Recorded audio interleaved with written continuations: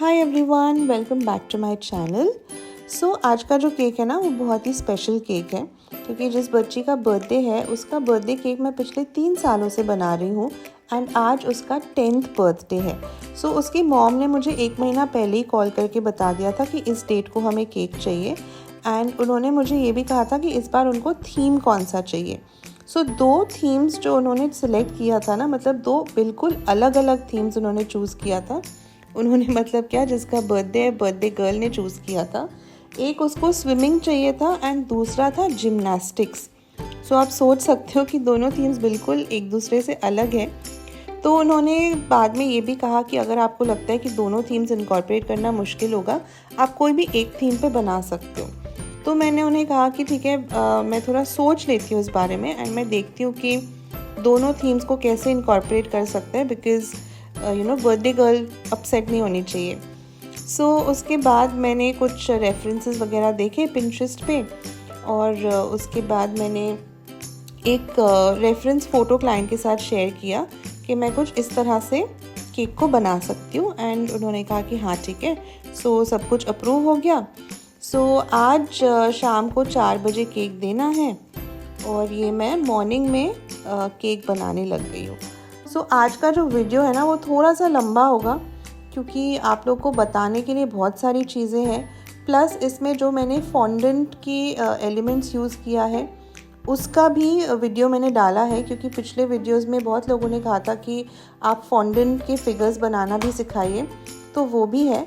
सो थोड़ा पेशेंस के साथ वीडियो को देखिएगा। जो पार्ट्स आपको रेलेवेंट नहीं लगता है आप स्किप कर सकते हैं, बट हाँ आज का वीडियो थोड़ा लंबा होने वाला है। सो यहाँ पे मुझे बनाना है 2 kgs का 2 टियर केक। तो बॉटम टियर मैंने लिया है 1.5 kgs के हिसाब से। इसको मैंने 7 इंच के टिन में बेक किया है एंड टॉप टियर मैंने बेक किया है 5 इंचेस के टिन में, जो कि 1/2 kg के लिए स्पॉन्ज है। सो वैसे तो जब मैं 2 kgs का 2 टियर केक बनाती हूँ मैं बॉटम टियर 8 इंचेस में एंड टॉप टियर या तो 6 या तो 5 इंचेस में बेक करती हूँ। लेकिन क्योंकि नीचे वाला केक मुझे थोड़ा सा हाइटन चाहिए था, इसीलिए मैंने इसको 7 इंच के टिन में बेक किया है। तो जब भी आपको टियर केक्स बनाना हो ना, आप हमेशा डिज़ाइन के बेसिस पे डिसाइड करो कि आपको टिन साइज़ कौन सा लेना है। ओके, सो बॉटम टियर जो है, जो स्पॉन्ज है उसको मैंने 4 लेयर्स में कट कर लिया है एंड यहाँ पे मैंने गनाश लगा लिया है बोर्ड के ऊपर, ताकि हमारा केक उससे अच्छे से स्टिक हो जाए। एंड बोर्ड साइज़ जो मैंने लिया है, केक बेस का हमारा साइज़ है 12 इंचेस, क्योंकि जो एक टॉपर है ना वो मुझे केक के सामने लगाना था, तो मुझे थोड़ा जगह चाहिए था वहाँ पे, इसीलिए मैंने एक स्पॉन्ज को भी थोड़ा सा पीछे की तरफ रखा है।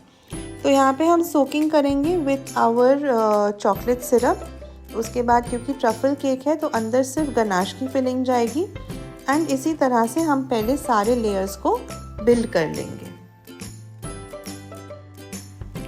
सो ये हमारा टॉप टियर है जिसको मैंने 5 इंचेस के टिन में बेक किया था एंड स्पॉन्ज को मैंने 4 लेयर्स में कट किया था। उसके बाद मैंने इसकी भी गनाश से फिलिंग करके क्रम कोट करके इसको पहले ही फ्रिज में रख दिया था। ये अच्छे से सेट हो गया है। उसके बाद हमें इसकी फाइनल फ्रॉस्टिंग करनी है। तो मैंने पाइपिंग बैग में वाइट विप्ड क्रीम ले लिया है, जो हमारा रेगुलर विप्ड क्रीम है। इसमें कोई भी कलर मैंने ऐड नहीं किया है एंड इससे हम पहले अपनी केक की पूरी फिनिशिंग कर देंगे। उसके बाद ये मैं एक्चुअली शुरू में बताना भूल गई थी कि ये जो थीम है ना, ये बेसिकली हमारा मेन थीम जो है वो स्विमिंग थीम है। सो जिसका बर्थडे है ना, बर्थडे गर्ल को स्विमिंग बहुत पसंद है। सो इसीलिए पूरा केक जो है हम स्विमिंग थीम के ऊपर बना रहे हैं एंड उसके बाद जो सेकंड थीम है वो है जिम्नास्टिक्स। सो वो बाद में आएगा, वो आपको बाद में वीडियो में देखने को मिलेगा कि जिम्नास्टिक्स थीम मैंने कैसे इनकॉर्पोरेट किया। सो यहाँ पे केक को फिनिशिंग देने के बाद ना ऊपर की तरफ मैं एक वेल सा बना रही हूँ, क्योंकि ये जो टॉप टियर है ना, ये मुझे इसको स्विमिंग पूल लुक देना था। तो मैंने यहाँ पे क्या किया है, पाइपिंग बैग से ही पहले एक बाउंड्री वॉल टाइप क्रिएट कर लिया है। उसके बाद सॉफ्ट स्क्रैपर लेके ना इसको प्रॉपरली मैंने शेप दिया है, ताकि ऐसा लगे कि ये पूल है, मतलब स्विमिंग पूल है। फिर स्क्रैपर से मैंने साइड को वापस से स्मूथ किया। एंड ये करने में ना थोड़ा सा टाइम लग जाता है, क्योंकि विप्ड क्रीम जो है ना, एक तो वो बहुत जल्दी ड्राई हो जाता है, स्पेशली अगर आप समर्स में काम कर रहे हो तो। एंड दूसरा, थोड़ा सा इसमें इस तरह के जब हम शेप्स वगैरह पे काम करते हैं ना विप्ड क्रीम को लेके, तो थोड़ा सा हमें टाइम लग जाता है, तो पेशेंस के साथ हमें काम करना है, ठीक है। एंड मोस्ट इम्पॉर्टेंटली, इस तरह का जब भी आपको शेप देना है, आप हमेशा सॉफ्ट प्लास्टिक स्क्रैपर के साथ ही काम करो, उससे आपका काम बहुत ईजी हो जाता है, ठीक है। तो यहाँ पे थोड़ा सा टाइम मुझे ऑब्वियसली लगा था इसको प्रॉपर शेप देने में। एंड एक बार अंदर से शेप देना था, उसके बाद बाहर से भी इसे स्मूथ करना था। सो ये पूरा करने के बाद इस पे मुझे ना वो वॉल लुक देना था, जैसे स्विमिंग पूल के अंदर एंड बाहर आपने देखा होगा ना, टाइल्स लगे होते हैं, तो उस टाइप का लुक मुझे देना था। तो मैंने क्या किया, मैंने एक टूथपिक लिया एंड टूथपिक से मैंने निशान बना लिए केक के ऊपर। एंड उसके बाद मैंने लाइंस ड्रॉ किए, पहले हॉरिजॉन्टल और फिर वर्टिकल लाइंस ड्रॉ करके मैंने उसको वैसा ही टाइल वाला लुक देने की कोशिश की है। सो नेक्स्ट बारी थी इसको प्रॉपर फूल लुक देने की। तो मैंने क्या किया, व्हिप्ड क्रीम में थोड़ा सा ब्लू कलर मैंने ऐड किया एंड उसके बाद पाइपिंग बैग की मदद से मैंने इस ब्लू कलर की क्रीम को अंदर की तरफ फिल कर दिया, क्योंकि यहाँ पे ऑलरेडी एक कैविटी टाइप बनी हुई थी, तो कैविटी को पूरा हमें फिल नहीं करना था, जस्ट हाफ ही फिल करना था, ताकि ये प्रॉपर स्विमिंग पूल जैसा लुक इसमें आ जाए। तो मैं पहले ये सोच रही थी कि क्यों ना मैं इसको न्यूट्रल जेल से बनाऊँ, थोड़ा रियलिस्टिक सा लुक आता है। लेकिन फिर मुझे लगा कि इसके ऊपर मुझे फॉन्डेंट के टॉपर्स लगाने हैं, एंड न्यूट्रल जेल लगाने से ना हमारे जो टॉपर्स हैं वो बहुत जल्दी सॉफ्ट हो सकते हैं। तो फिर मैंने डिसाइड किया कि इसको मैं व्हिप्ड क्रीम से ही बनाती हूँ। सो इस तरह से क्रीम अप्लाई करने के बाद स्क्रैपर से ही मैंने इसको हल्का सा स्मूथ कर लिया। इसको बिल्कुल प्लेन नहीं भी करेंगे तो भी चलेगा, ताकि ये थोड़ा सा ज़्यादा रियलिस्टिक लगे। सो टॉप टियर को रख दिया है फ्रिज में अच्छे से सेट होने के लिए। अब यहाँ पे मैंने बॉटम टियर पे क्या किया है ना, थोड़ा सा मैंने साइड में वाइट क्रीम लगाया है, क्योंकि ये जो केक है यहाँ पूरे साइड्स में मुझे रफल्स डिज़ाइन बनाना था। लेकिन कभी कभार होता है कि रफल्स के बीच में गैप रह जाता है, तो बीच में से वो केक दिखता है। तो अगर अंदर का केक दिखे तो वो वाइट कलर का दिखना चाहिए, ना कि इस ब्राउन कलर का। तो बस यही सोच के मैंने साइड में थोड़ा सा वाइट क्रीम अप्लाई किया है। एंड टॉप में हम प्रॉपर क्रीम अप्लाई करेंगे, जैसे हम केक को फिनिशिंग देने के लिए लगाते हैं क्रीम, उतना क्रीम हम टॉप में लगाएंगे। तो पैलेट नाइफ की मदद से मैंने साइड्स के क्रीम को स्मूथ कर लिया है एंड टॉप को भी प्रॉपर फिनिशिंग दे दी है। अब नेक्स्ट बारी आती है डावल्स लगाने की। सो क्योंकि ये केक बहुत बड़ा नहीं है, मैंने बस 4 ही डावल्स इंसर्ट किए हैं। एंड जैसे कि मैंने पहले भी टियर केक के लिए आपको बताया था, डावल्स जब भी आप लगाओगे आपको इस क्रीम के लेवल तक लगाना पड़ेगा, ताकि ऊपर वाला जो आपका टियर है वो इन डावल्स के ऊपर अच्छे से स्टैंड कर पाए, यानी कि डावल्स उस टियर को अच्छे से सपोर्ट कर पाए। सो दोनों टियर्स को फिनिशिंग देने के बाद मैंने सेपरेटली 2 घंटे के लिए इनको फ्रिज में रख दिया था, तो ये अच्छे से सेट हो गए हैं। अब बारी आती है स्टैकिंग की। सो स्टैकिंग के लिए यहाँ सबसे पहले मैं पैलेट नाइफ को ना टॉप टियर के नीचे रन कर रही हूँ, ताकि ये इस बोर्ड से अलग हो जाए, ठीक है। उसके बाद हमें टर्न टेबल हटा देना है। जब भी आप स्टैकिंग करोगे, कभी भी टर्न टेबल के ऊपर स्टैकिंग मत करना, क्योंकि टर्न टेबल आपका घूमने लगता है।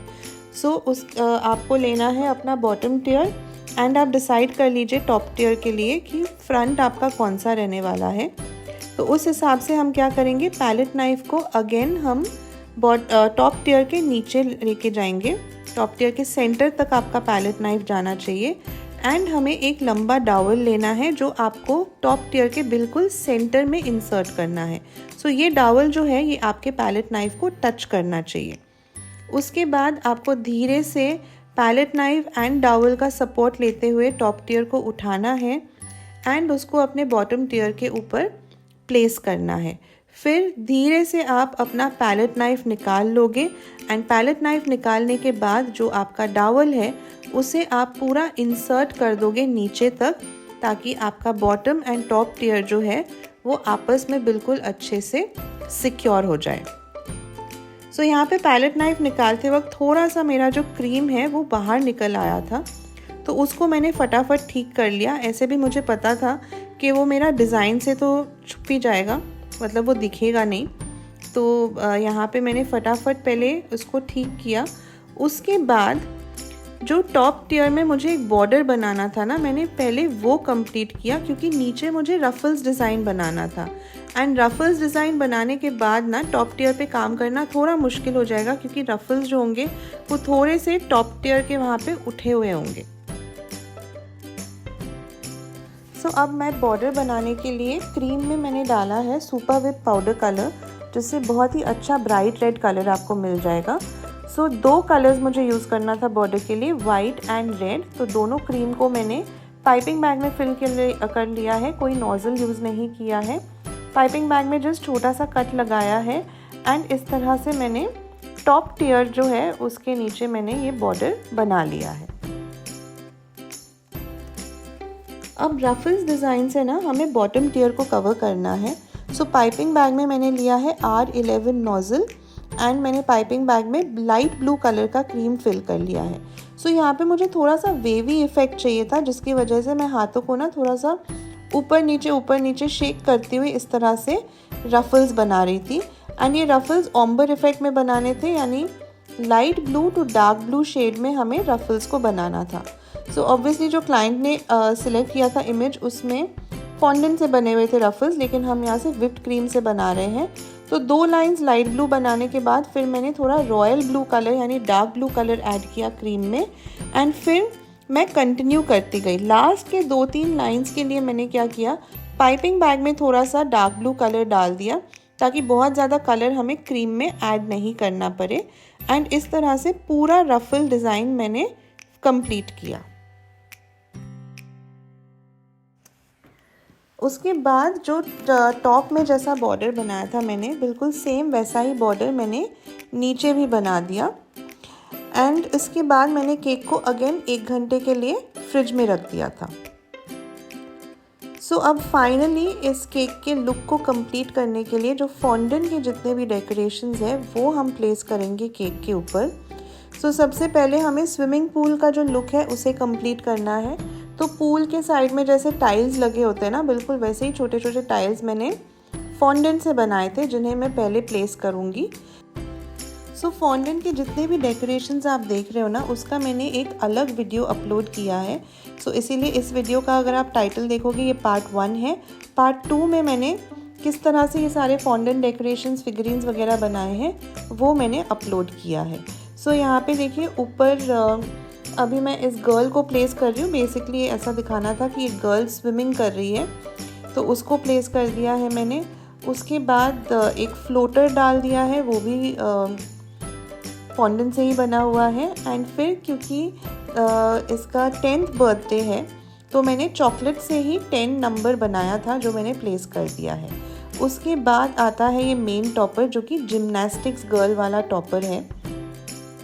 सो इसके पीछे मैंने थोड़ा सा पानी लगा के इसको अच्छे से बोर्ड के ऊपर स्टिक कर दिया था। एंड जिम्नास्टिक्स है तो हुला हुप भी बनता है, तो हुला हुप भी मैंने यहाँ पे थोड़ा सा पानी लगा के इस गर्ल के पैरों से स्टिक कर दिया था। सो इस तरह से हमारा केक जो है वो फाइनली कंप्लीट हो गया है। अब मैं आपको इसकी पैकिंग भी दिखा देती हूँ। सो पैकिंग के लिए मैंने यहाँ पे लिया है एक टॉल बॉक्स। ये 12 बाय 12 बाय 8 इंच का बॉक्स है, ठीक है। ये बॉक्सेस आपको बेकरी मटेरियल शॉप में मिल जाएगा। मैंने तो खैर काफ़ी टाइम पहले ऑर्डर किया था, मुझे ऑनेस्टली याद नहीं है मैंने कहाँ से मंगवाया था, बट काफ़ी सारे अभी हैं मेरे पास। सो केक जो है वो प्रॉपरली इस बॉक्स के अंदर फिट हो गया था, हाइट में भी बिल्कुल परफेक्ट था। सो इसीलिए टेंशन नहीं थी कि ऊपर से हमारा वो बॉक्स थोड़ा सा खुला हुआ होगा, फिर क्लिंग रैप करना पड़ेगा। तो इस तरह से मैंने केक को आराम से बॉक्स के अंदर भर के पैक कर दिया। एंड ये बॉक्स क्योंकि विंडो बॉक्स है ना, आगे से पूरा केक का लुक दिखता है, तो अगर कोई केक हाथ में लेके भी जा रहा होता है ना, तो उनको पूरा केक दिख रहा होता है, तो बहुत प्रिटी लगता है देखने में। सो केक पैक करके मैंने इसको आधे घंटे के लिए फ्रिज में रख दिया था, जब तक क्लाइंट आ नहीं गए इसको पिक करने के लिए। सो इस तरह से फाइनली कंप्लीट हुआ हमारा 1 महीना पहले आया हुआ order, special 10th birthday cake with dual theme swimming and gymnastics. तो आप लोग के कमेंट्स का इंतज़ार रहेगा, मुझे ज़रूर बताइएगा कि आप लोग को ये केक कैसा लगा। एंड आपको मेरे वीडियोस अच्छे लगते हैं तो चैनल को सब्सक्राइब ज़रूर करके रखिएगा। एंड मैं वापस आऊँगी hopefully with some more interesting cooking and baking videos. Thank you so much for watching.